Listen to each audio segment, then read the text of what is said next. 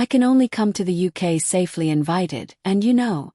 What happens when a royal return doesn't feel like coming home, but like a retreat? When Prince Harry sets foot on British soil again after years of distance, the picture painted by observers is not one of triumphant reunion. It is one of exhaustion.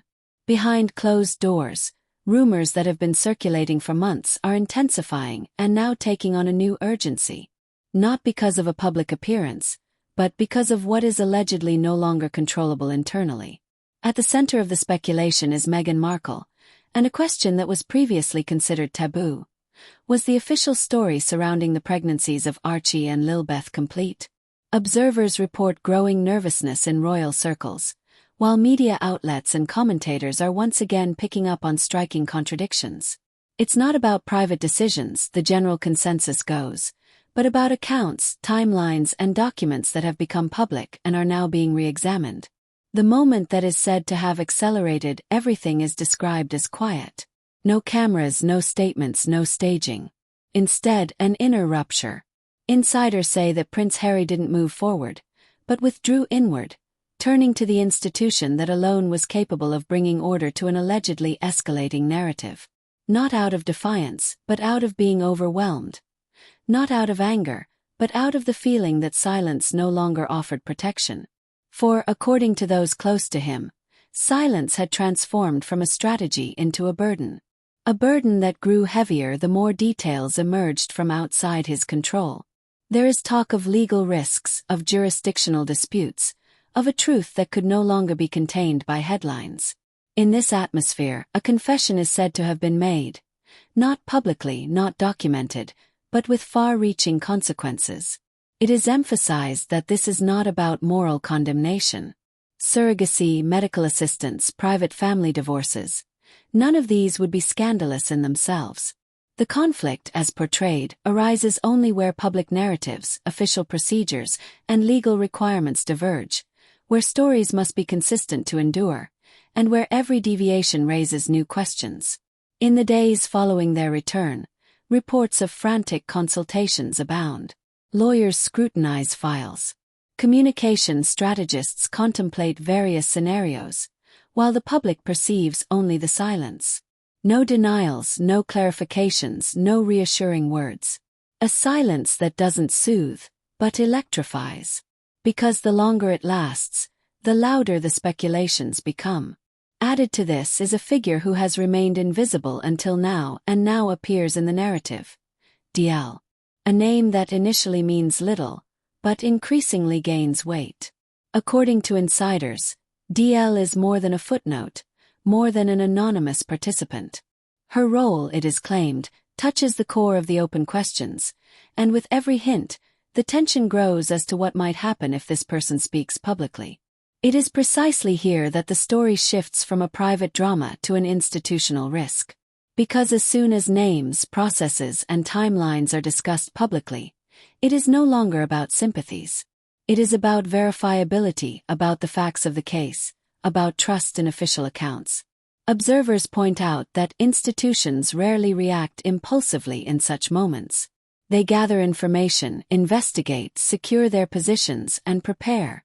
In this light, Prince Harry's return appears less like a family visit and more like a strategic move, an attempt to establish a connection with a structure that promises stability when narratives are faltering. Whether this step will be sufficient remains to be seen. What is clear is that the story is no longer isolated, has begun to spread. And that is precisely why the entry into this affair is so shocking, not because of a single accusation, but because of the accumulation of unanswered questions. When silence becomes preparation, when a return seems like a retreat, and when invisible figures suddenly gain significance, what follows is either an clarification or an escalation. And who ultimately controls the narrative? With Prince Harry's return, the focus shifts from external gestures to internal fault lines. Observers report that the tone behind the scenes has changed, with less defensiveness and more damage control. The context of this development stretches back years and begins long before the current rumors. It begins with a promise of control over privacy, over narratives, over one's public image. When Prince Harry and Meghan Markle broke away from the inner circle of the monarchy, It was seen as a new beginning, a step towards self-determination, independence, modernity. But with this freedom came increased responsibility for every public appearance. Decisions that were previously cushioned by institutions were now entirely in their own hands. Those familiar with the subject should analyze this precisely as follows. A dangerous fusion of expectation, the need for protection, and strategic communication began. The pregnancies of Archie and later Lilibet were communicated from the outset under exceptional circumstances. Deviations from the established protocol were interpreted as a deliberate distancing. Less insight, less transparency, more control. This suited the couple's new role. But the more details were omitted, the greater the scope for interpretation became. And the greater this scope, the faster it filled with speculation. In this environment, a self-reinforcing dynamic emerged. Every inquiry was interpreted as an invasion of privacy, every ambiguity defended as a right to protection. Publicly, this approach initially worked, but internally, according to those with insight, a different picture emerged. The concern grew that simplified narratives wouldn't hold up in the long run, because simple stories only remain stable as long as no one begins to systematically scrutinize them. It is precisely at this point that the L becomes relevant. Its existence fundamentally alters the context, not because it introduces new emotions, but because it opens up new levels of analysis.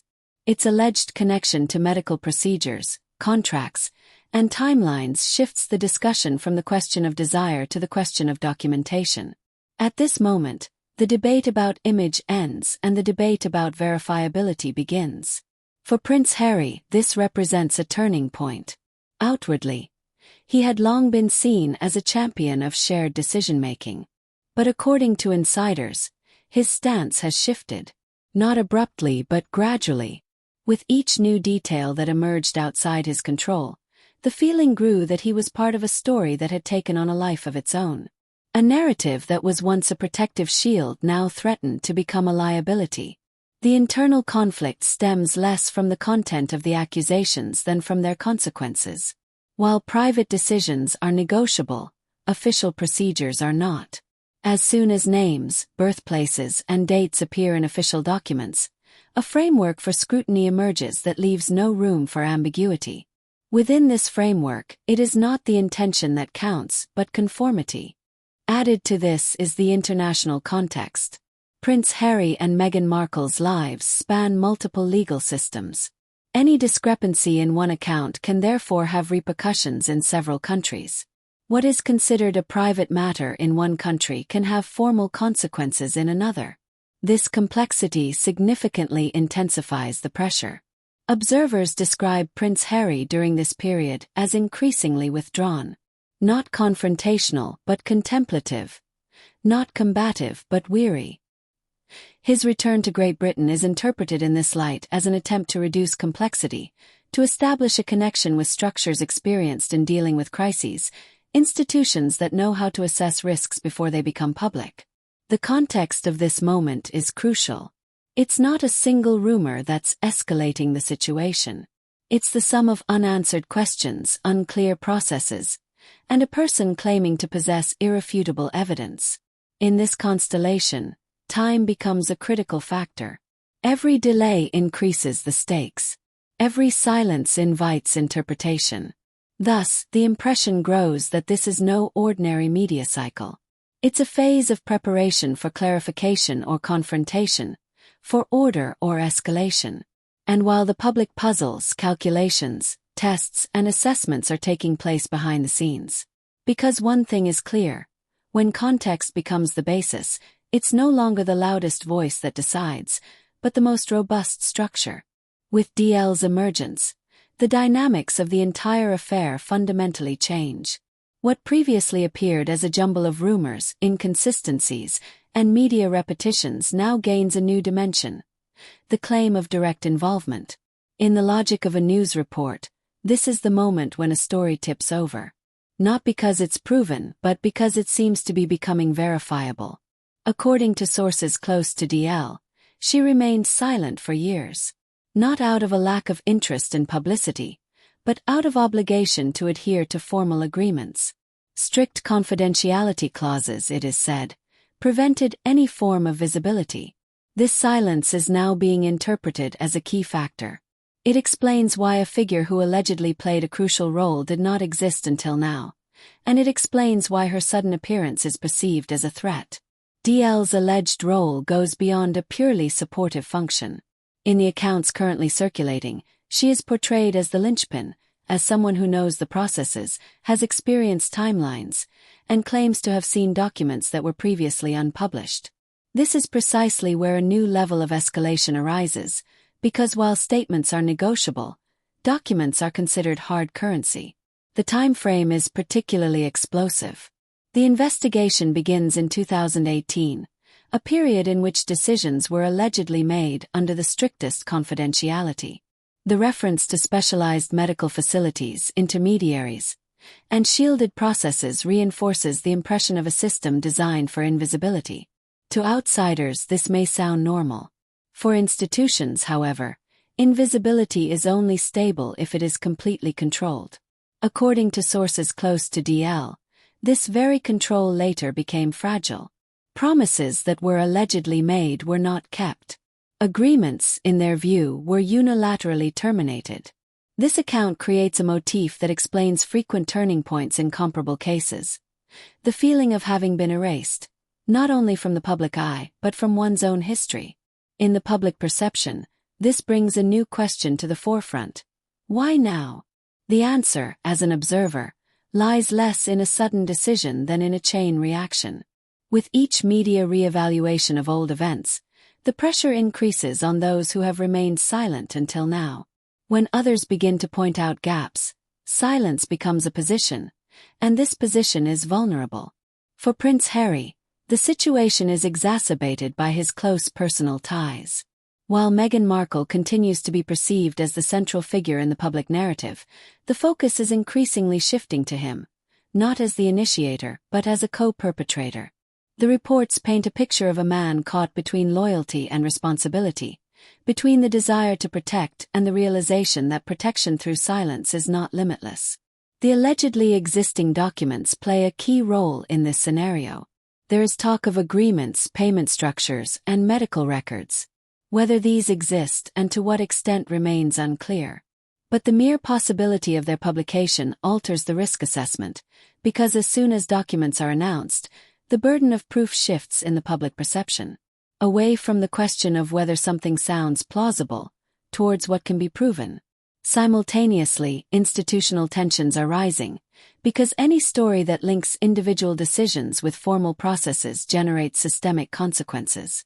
It is no longer just about people but about procedures, about how information was processed, shared, or withheld. In such moments, experts say that institutions react not emotionally, but structurally. The narrative surrounding DL is therefore more than just a personal story. It acts as a catalyst. It forces all involved parties to reconsider their positions.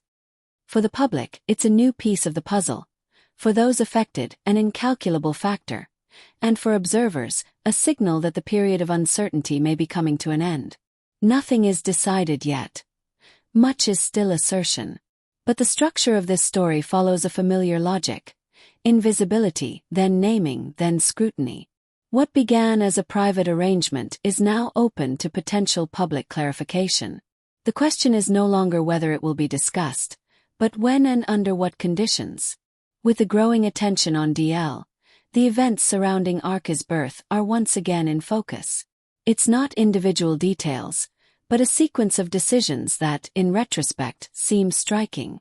Announcements, timing, and public appearances paint a picture that critics describe as unusual. In the logic of a news report, this is where the reconstruction phase begins. What was said, and when, and what wasn't. When the public first learned of the events, the announcements followed in rapid succession. First came the news that Meghan Markle was in labor, followed shortly by the information that Archie had already been born. For many, this sequence seemed deliberately modern and different from the norm. But it is precisely this deviation from the norm that now forms the starting point for new questions. Because the more concise the information, the greater the significance of each individual detail. Observers point out that timelines in sensitive situations are more than just organizational details. They structure credibility. When timelines appear shifted or condensed, space for interpretation arises. Current reports claim that this space was later filled with alternative accounts that don't feel consistent with the original narrative. Particular attention is paid to the public presentation shortly after the birth. Meghan Markle appeared composed and calm, without any visible signs of a medical emergency. At the time, this was interpreted as a strength. Today, the same moment is reinterpreted, not as proof, but as a reason for further inquiry. In the dynamics of the media, what was once taken for granted is re-evaluated in a changed context. Simultaneously, clues emerge that go beyond mere images.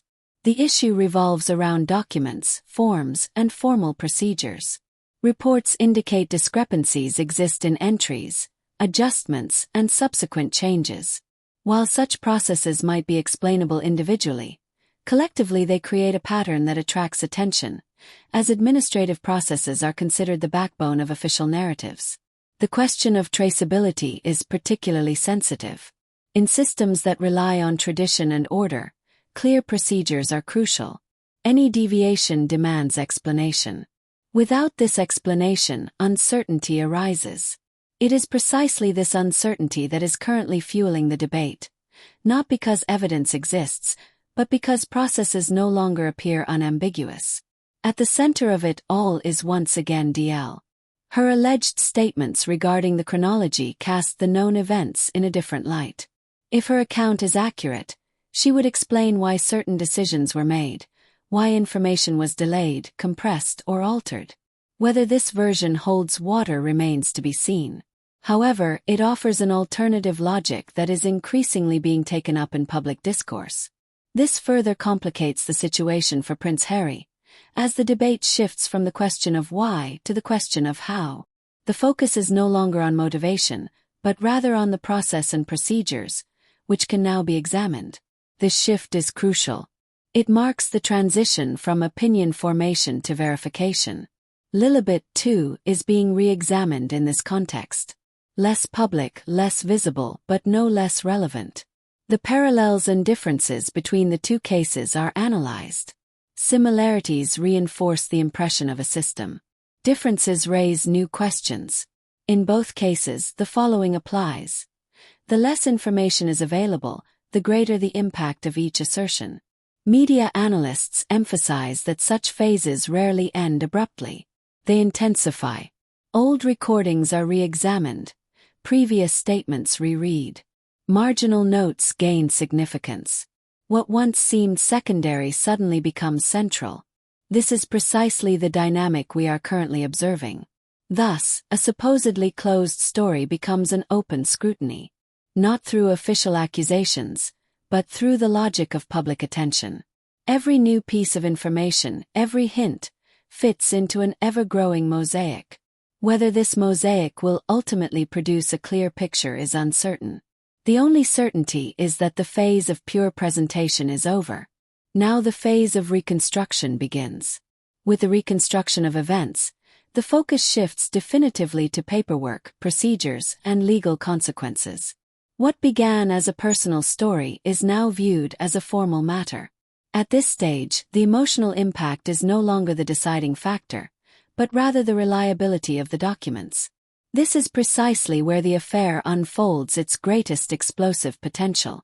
At its heart are documents that normally appear unremarkable. Forms, entries, confirmations. Yet, in sensitive situations they are crucial. They form the basis for official recognition of responsibilities and for continuity. As soon as doubts arise about their creation or completeness, the entire construct comes under pressure.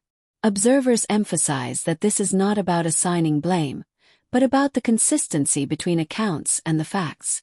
The discussion increasingly revolves around the question of how information was processed, who had access, who was responsible, and what decisions were made at which level.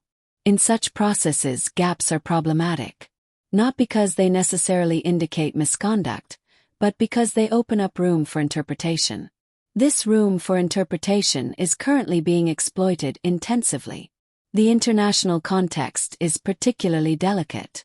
The lives and residences of those involved span multiple countries. As a result, every administrative action can have multiple implications. An entry considered a formal adjustment in one system might be assessed as a substantial change in another. These overlaps significantly increase complexity, transforming a private matter into a potentially cross-border issue. In this context, DL's role re-emerges. Her alleged documents are seen as a potential key, not solely because of their content, but also because of their context. When documents exist that correspond chronologically and thematically with known events, a framework for verification emerges that operates independently of public opinion. Legal assessments follow different rules than media debates. For Prince Harry, this phase represents a further escalation. The reports paint a picture of a man confronted with the reality that loyalty and responsibility are not always synonymous. While Meghan Markle remains the visible figure in focus, attention increasingly shifts to the structures that enabled or secured these decisions. Who played which role becomes the central question. From an institutional perspective, this is the moment when precautions kick in, not through public statements but through internal reviews. Analyses are conducted to determine which scenarios are realistic, what risks exist, and what steps would be necessary should formal inquiries arise. In such situations, silence is considered a working mode, not ignorance. The urgency stems from the potential chain reaction. A single document can trigger inquiries. Inquiries can lead to reviews. Reviews can force clarifications. Each stage increases visibility. This very logic explains why no quick answers are currently being given. Speed would not calm the situation, but rather exacerbate it. Public discourse is also changing. While emotions initially dominated, processes are now taking center stage. Concepts like traceability, accountability, and consistency shape the reporting. Interest is shifting from individuals to the system. This shift is crucial because systems react differently than individuals. They seek stability, not justification. For Archie and Lilibet, this development means that their names are appearing in a context that no one could have intended. They become points of reference in a debate that extends far beyond them personally. This intensifies the pressure to find a solution before interpretations replace facts. At the end of this section, a sobering realization emerges. As soon as files take center stage, the narrative loses its elasticity, can no longer be shaped, only examined. And this examination seems to be drawing ever closer. The closer the discussion gets to formal consequences, the more conspicuous the silence becomes. No contextualization, no clarification, no counteroffensive. Observers interpret this silence not as disorientation, but as preparation. In institutional crises, silence is often seen as a signal that internal work is already underway. This impression is now solidifying. Behind the scenes, according to those with insight, reviews are not aimed at defending narratives, but at mitigating risks. They concern scenarios, responsibilities, and possible procedures should formal questions arise. At this stage, what matters is not how something appears, but how robust it is. Every decision is measured by whether it can withstand scrutiny. For Prince Harry, this phase represents a final escalation. His return to Great Britain is increasingly seen as part of this process, not as a public statement, but as an internal move. Proximity to established structures. Experience with escalations is considered strategic in such moments. It's an attempt to bring order to an environment that has become chaotic. Meghan Markle remains the most visible figure in the narrative, but the dynamic shifts away from personal judgment and towards structural responsibility. This shift is crucial because it removes the emotional grounding from the debate. What remains are processes, and processes can be examined regardless of personal sympathies or antipathies. The potential next step is called publicity. Should DL actually release documents to the public, the playing field would change dramatically. Not through assertions but through evidence. At that moment, all forms of interpretive authority cease. Then, it's no longer who tells the story that decides, but what can be proven. This is precisely why it's being described as a countdown, not in the sense of a dramatic staging, but as a logical sequence. Each phase prepares the ground for the next. Silence before scrutiny, scrutiny before clarification, clarification before consequences. Whether this chain will actually be triggered remains to be seen. But its mere possibility shapes current actions. For Artie and Lilibet, more is at stake than public perception. Their names have become part of a discussion that is, in fact, structural. This intensifies the pressure to find a solution that creates stability, not in the short term but sustainably. At the end of this section, one key insight remains. This story is no longer controllable like a classic media cycle. It follows the logic of procedures, and procedures have no dramaturgy, but rather define responsibilities and outcomes. The question, therefore, is no longer whether the silence will remain, but for how long. Prince Harry's return does not mark an end, but the beginning of a new phase. Rumors became context, context became scrutiny. The story evolved from a private matter to a structural challenge because processes, timelines, and documents came into focus. With the emergence of DL, the debate gained a new depth, not through emotion, but through the prospect of evidence. The central question is not one of motivation, but of consistency. Public pronouncements and formal procedures must align to be valid. This is precisely where the tension lies. Because the closer the discussion gets to files and procedures, the less room there is for interpretation. Silence becomes preparation, stillness the working mode. Meghan Markle remains the most visible figure, but attention shifts to structures and responsibility. Prince Harry appears in this context as someone trying to reduce complexity as the pressure mounts. Archie and Lilibet unwittingly become points of reference in a debate that transcends any single individual. The outlook remains open. Will there be clarification before external action is taken, or will publicity become the next stage? The answers are not yet apparent. The only certainty is that this story no longer follows the logic of headlines, but that of legal proceedings. And that is precisely what makes it so explosive. What role should transparency play in such cases? Where does privacy end? Where does responsibility begin? And what happens when silence no longer protects, but instead raises questions?